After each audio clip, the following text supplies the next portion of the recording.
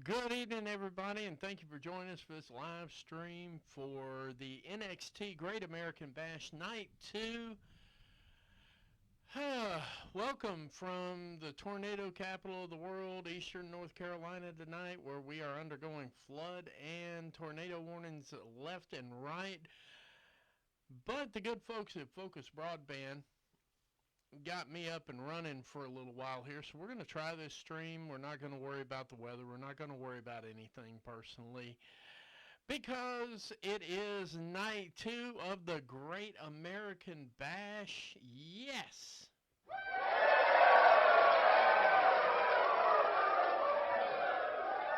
Let's see here. We're working on some stuff here. That's probably going to make everything work right there. I'm sorry, guys. I'm working on stuff as we go, so let's see if this flies through. Maybe not. Who knows? Anyway, I did have something I wanted to put out tonight. Just sort of a simple request. If you guys are having thoughts and so on and so forth, please keep a lot of North Carolina in your prayers right now, because we are undergoing probably flood-like conditions and so on and so forth. I have not been out today. We are actually not allowed to go out when we're in a state of emergency. So the good news is you get all this good work.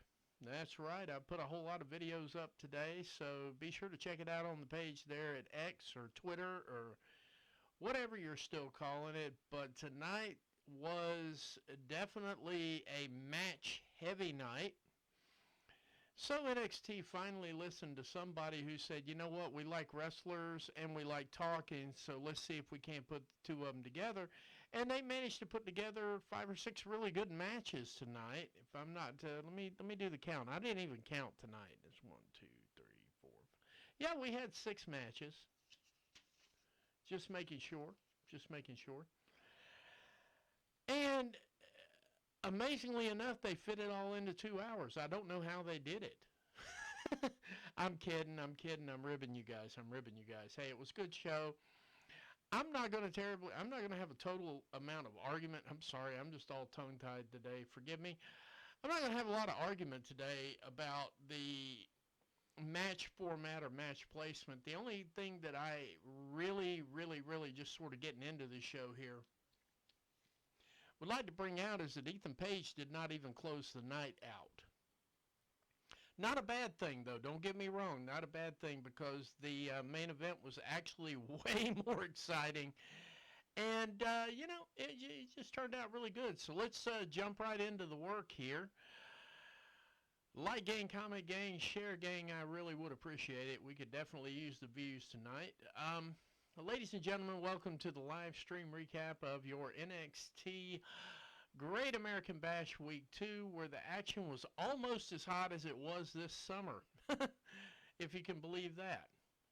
We kicked off the night with Pete Dunne versus Trick Williams, and as an aside to this, we went from Trick Williams, your NXT Heavyweight Champion, just one pay-per-view ago, to curtain jerking this thing. So I'm going to do a show on that one, sort of an investigative, like an overall thought.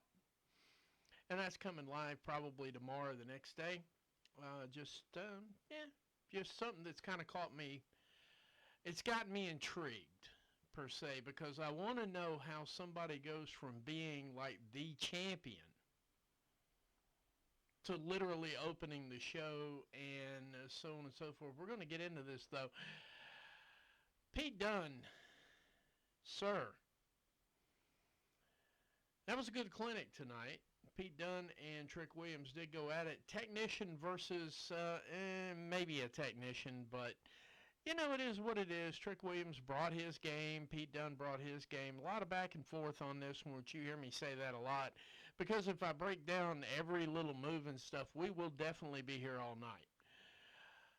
But, you know, Pete Dunne had the heart and the will, and they have been giving him a little bit of a push. So I was really interested to see how this match was going to come out.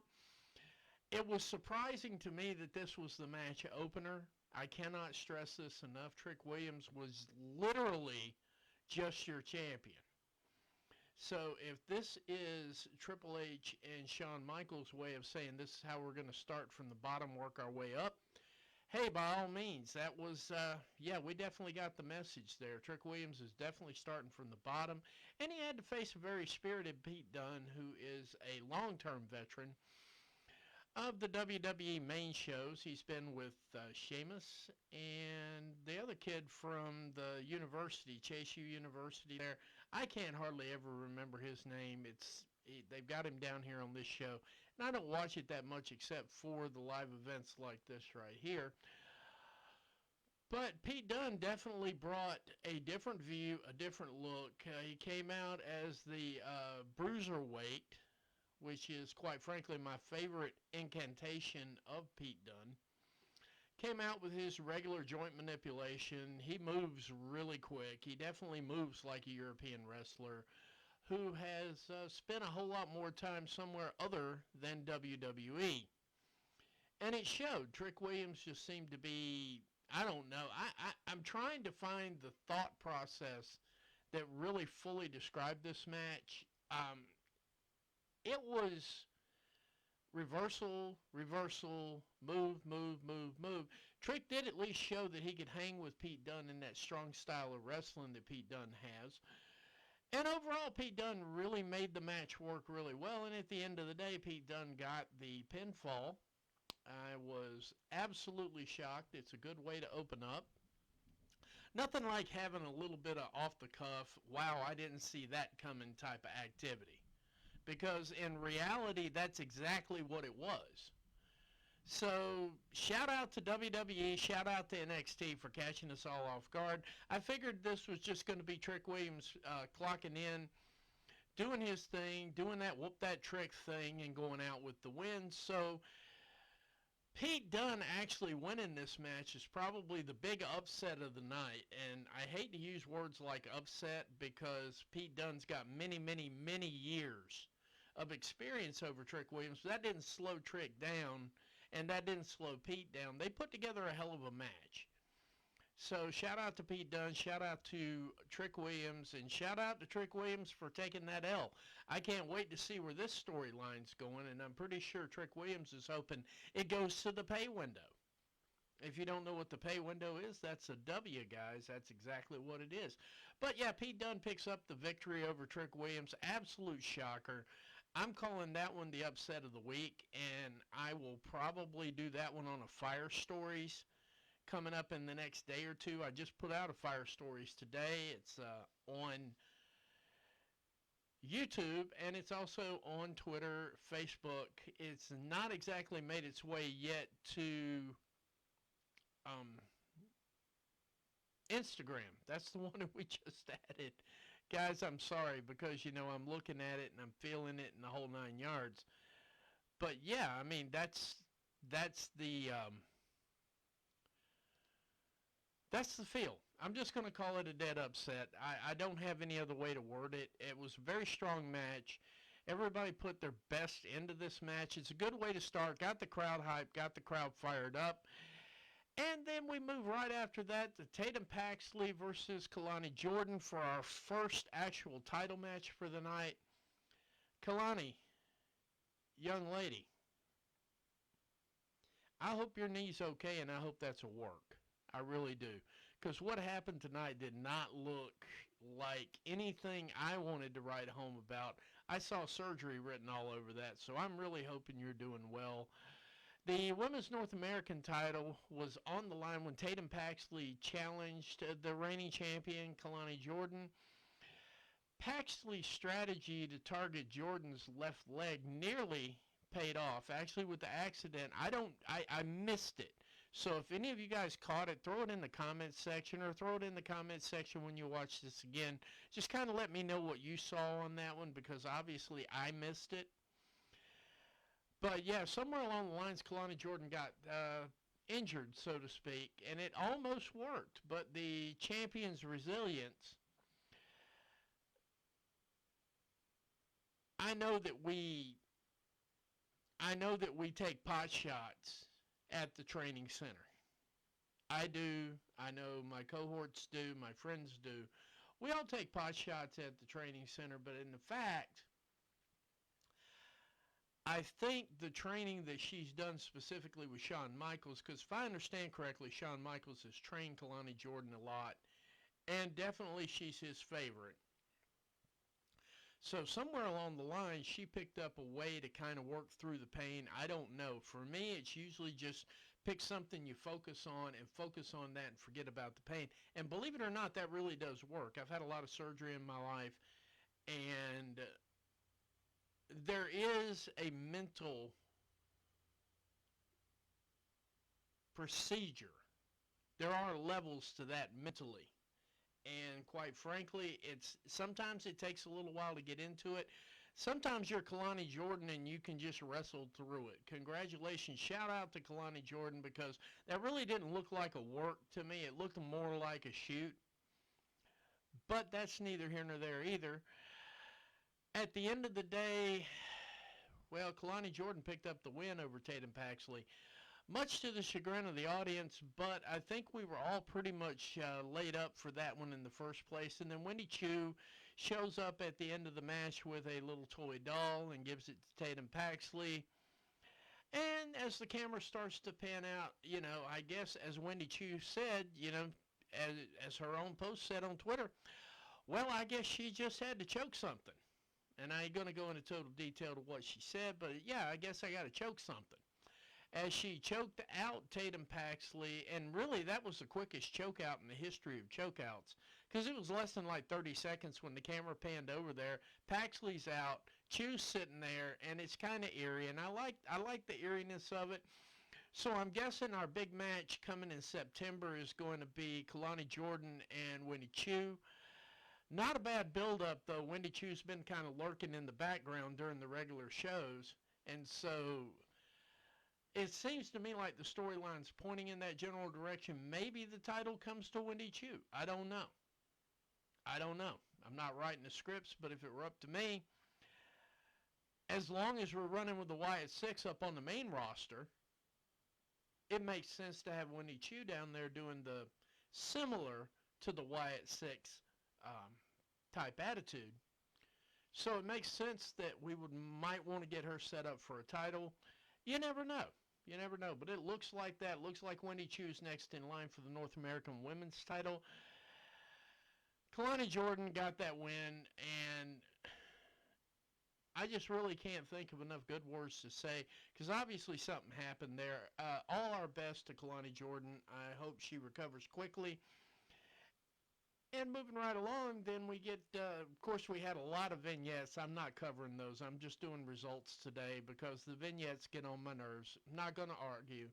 Not going to create some kind of narrative that just doesn't need to be created. I've been fighting in chat rooms a lot these past recent few weeks, and I'm just not going to fire up another fight to have when somebody calls me out. So as far as the overall quality so far, we're still at a high, I'm still at a high 3 out of 5. So I'm still at 66. The quality is there. Coming up after that, though, is, I don't think that it's spoken on enough. Match order is key to any kind of live event you're doing, especially something that's being touted as a pay-per-view or a PLE. Match order matters. Now, even though Trick Williams lost the match, he still got the crowd hyped up. Him and Pete Dunne did their job. They did the curtain jerk. They got the crowd working. So then it's up to the booker to book the matches and the order of the matches to keep the energy flowing. Now, I'm 100% sure that nobody that booked this show looked at a Trick Williams-Pete Dunne match and go, "Oh, this is going to be the fuse to light the dynamite." Yeah. No, I'm pretty sure when they booked this, they were not sitting there going, "Yeah, Trick Williams and Pete Dunne, that's going to be the powder keg that gets this show going." But it did.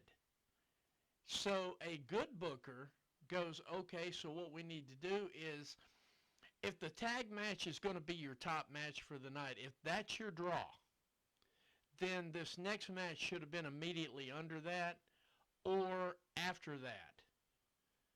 Because, guys, I continue to be underwhelmed by Ethan Page, and it has absolutely nothing to do with where he's come from and where he's gotten. The man specifically told you that he's happy being in NXT because everything's scripted and coordinated for him. Which means obviously he wasn't a quality fit from where he came from, where nothing is scripted, and you pretty much have to go out and make your own fun like Mom and Dad used to make us do when we were kids. You know, when it was raining, they'd like, go out and make your own fun. You know, and that's basically how AEW is lined up. Here it is, go out and make your own fun. Here's the parameters, so on and so forth. Apparently, Ethan didn't do so well in that, so he's very happy to be here where everybody hands him a script and says, this is what we're doing and this is how we're doing it. He said that live. So, the fact that we get Ethan Page and Ora Mensa midway through the card, basically,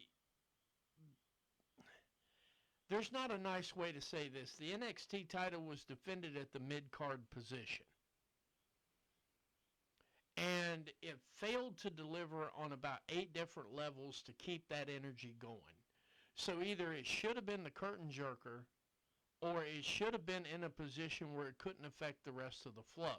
And of course, when you're booking the match, I'm not complaining about the bookers.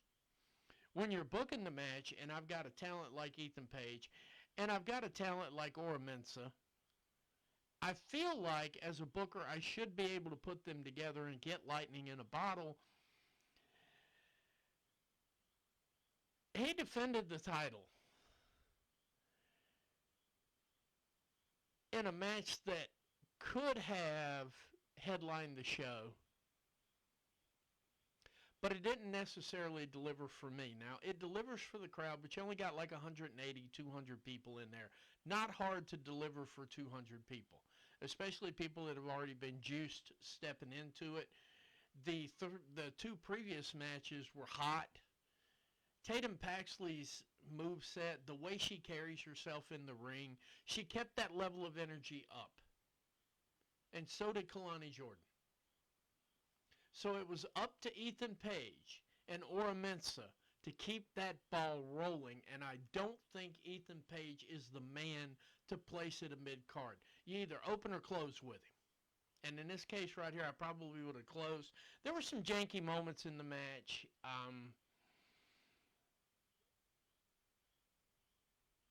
We got a good look at Ora's athleticism in this match, which I was very, very, very well taken in. He actually made up for where Ethan Page fell short. And I said it. Ethan, you're junk. Okay? The quicker they get that title off of you and get you wherever the hell they're going to put you, the better. Because at least the guys had a flow, a match progress, and everything, and they understood each other's energy. You just walk in there and you just like throw water on a fire and you're like, why is it not burning? They got a specific energy there, dude. And you're not matching it. Period. No pause, no apology. I mean, seriously, that's what I thought of your match. I hope that sound came through. If it didn't, let me know in the comments. But anyway, Ethan Page got up and stunk the screen up for about 5 seconds, and then Ora Mensa jumped in, did his job, made the match work out right. Ora Mensa came up on the wrong side of this. No title for Ora tonight, but he definitely showed that he could carry the title. And he could make a match, even in the placement of where they put him. Even in the match flow, Ora can flow. Because he's an OG. Plain and simple. But regardless of that, Ethan Page did pick up the win and moved on. And he popped a couple of promos like, I'll take on anybody in the world. And from that standpoint, I'm not going to shit on his promos because the man can cut a promo. The man does work the mic rather smoothly. So I'm not going to shit on his promo ability. It's just, there's just something about him that just rubs me the wrong way. The energy was gone. So I got nothing else to say for Ethan Page except he won the match. Congratulations. Go enjoy your title. After that, we had I Believe in Joe Hendry versus I Think I Know Joe Coffey. I do know Joe Coffey. I'm kidding. Joe Hendry and Joe Coffey was actually the comedy match of the night. Shout out to both of these guys. They really put on a hell of a match. In a position having to follow that ass gas, I just don't even know. There just aren't words to describe it. Joe Hendry is an exceptional talent. And I never thought I'd say that, but the fact of the matter is Joe Hendry is an exceptional talent. I got to give him credit. He put on a hell of a match, and that little spot over on the announcement table, that is not only a lost art, but it was fucking cool, okay? It was absolutely fucking cool. Because you just don't see that kind of side action in a match anymore. Shout out to Joe Hendry for pulling that off. I don't know if that was scripted or whether he went off the reservation because that had Eddie Guerrero written all over it. That really did. And I don't know if he intended to do it that way. Doesn't matter whether he intended to do it that way. Yeah, this is going to be a short stream. I just got a notification saying that we're about to lose internet again, so I'm going to try to blow through these things as quickly as possible. Once again, I'm sorry. I'll do a better job once the internet is up, running, and reliable. But yeah, getting back to what I was saying, Joe Hendry, I think it would be a pleasure to see him in NXT. Now, I don't know exactly how Joe Hendry would work in the main roster, since that seems to be the direction they're wanting to pull him in. Congratulations, TNA, you just lost a draw. But yeah, he really showed up and showed out tonight. The fake chair thing on the table, that worked really well. Good back and forth. Joe Hendry's mechanics are sound. Joe Coffey's mechanics are sound. As far as I'm concerned, that was at least a 3-star match for me. Joe Hendry picks up the win with his finisher, the standing ovation, and I thought, we're going to have to fix that when you get to the main roster because you don't have 10 to 15 seconds to set up a finisher. Nobody on the main roster is going to buy that shit, okay? I love you, Joe. I believe in Joe Hendry, but on a main roster, this is just something to think about. Should you happen to, come across this stream and you wanted to hear something from this old dude sitting here in North Carolina, don't bring that finisher to the main roster. Or if you're going to bring that finisher to the main roster, tighten it up a little bit. There's like 10, 15 seconds putting that thing together. And the main event crowd, the 18,000 as opposed to the 200, are going to call that out and they're going to boo the hell out of that. They won't boo it like boo, but they're just not going to pop for you. And when they don't pop, that's worse than a boo. At least a boo is a reaction. But you're not going to get a pop with a 15-second setup for a finish. Especially when it's like trying to remake Queen and We Will Rock You being the lead of it. That takes a few seconds to get into. But regardless, Joe Hendry looked really good overall. Picked up the win with a standing ovation. And he gave an in-ring segment that said he wasn't going anywhere. He thought he'd hang around for a little while, and I agree. I think he does. I think he needs to hang around for a little while because WWE needs that kind of energy in that roster now. Because, quite frankly, it's not there. It's a different kind of energy. It's a good energy, and I think it might actually boost ratings a little bit. It's definitely drawing eyes to the product. We can't argue that. No one can argue that. I will never argue that. Joe Hendry is a classic talent that probably should have been utilized elsewhere for different things because he's better than what they've got him listed at. But either way, Joe Hendry picks up the win over Joe Coffey. Joe Coffey was obviously upset. and we're not really caring what Joe Coffey was upset about. He lost. Moving along, Ren Sinclair versus Kendall Gray. Now, Ren Sinclair has been trying to get into the no quarter catch crew for like a hot minute at that. And so Tony D'Angelo comes walking up to the crowd and says, you know what, I'll put something on this one myself. If Ren Sinclair actually wins this match, we're going to give what's-his-face's kid a title shot. We're going to give Steve Regal's kid a title shot. So automatically that sets the tone. That sets the tone here.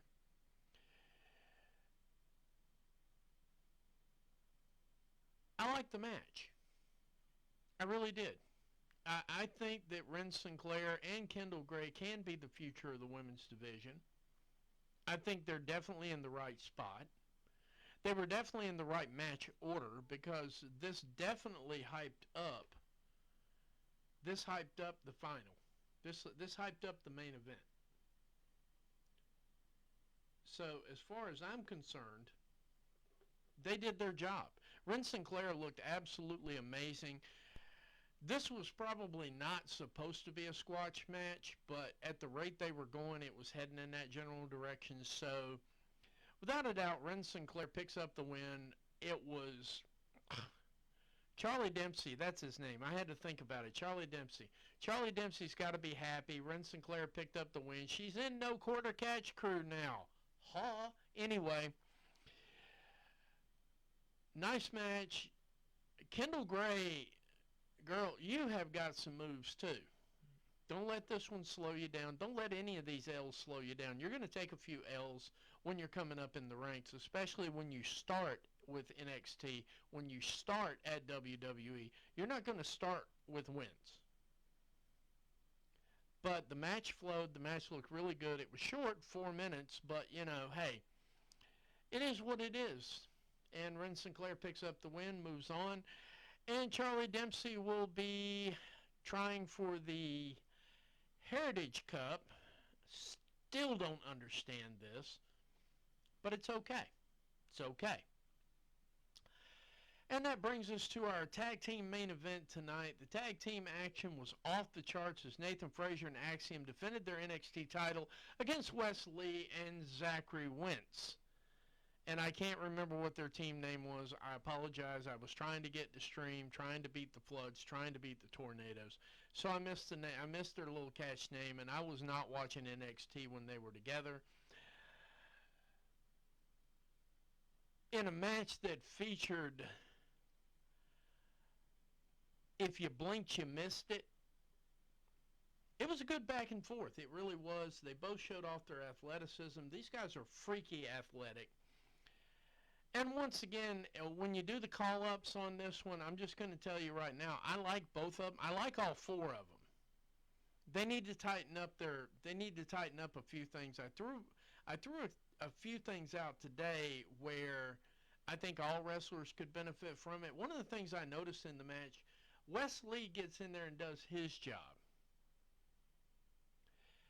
Zachary Wentz gets in there and does his job. Now, I know there's some kind of angle going between Axiom and Nathan Frazier about who's ready for the match and who's not ready for the match. Clearly, Axiom was not ready for the match, and that's part of the angle that they're working right now. But it made for some ugly fucking wrestling, okay? You can do a lot of things. Yes, I believe in Joe Hendry too, me. Whoever you are. Thanks for commenting, by the way. I love comments. Hey, we got 4 viewers. That's 4 more than I thought I was going to have with all the weather and my internet connection. So thank you all. Thank you, thank you, thank you, thank you. And I got something for you here. Just bear with me a minute. That wasn't it. Anyway, that's it. Even my soundboard's going on strike tonight, so bear with me. Lots of high flying, lots of action, lots of everything in this match. Axiom failed to deliver on the angle, and I'm just going to put it out there like that. This angle is getting old. this not being ready angle is, and tonight they probably should have dropped the titles because it's clear they're on their way to the main roster. Probably SmackDown at this rate. It's clear to me that all four of them are on their way to the main roster. I'm not sure about Wentz. They may have to have him go back to TNA for a little while till this contract pops, and then when his contract pops, he'll be there. It's clear they're going to the mains. So they were working, in my estimation, a pretty safe match tonight. And that's why I said it was clear they were going to the mains, because I was missing some of the intensity, some of the energy, etc., etc., etc. And but at the end of the night, Axiom and Nathan Frazier did get the pin, and it was kind of janky and it was kind of clumsy, but it got through there. We got to the end of it, and you know, they're still your tag team champions going through to next week. They got some big live events lined up for September or October 1st, October 8th.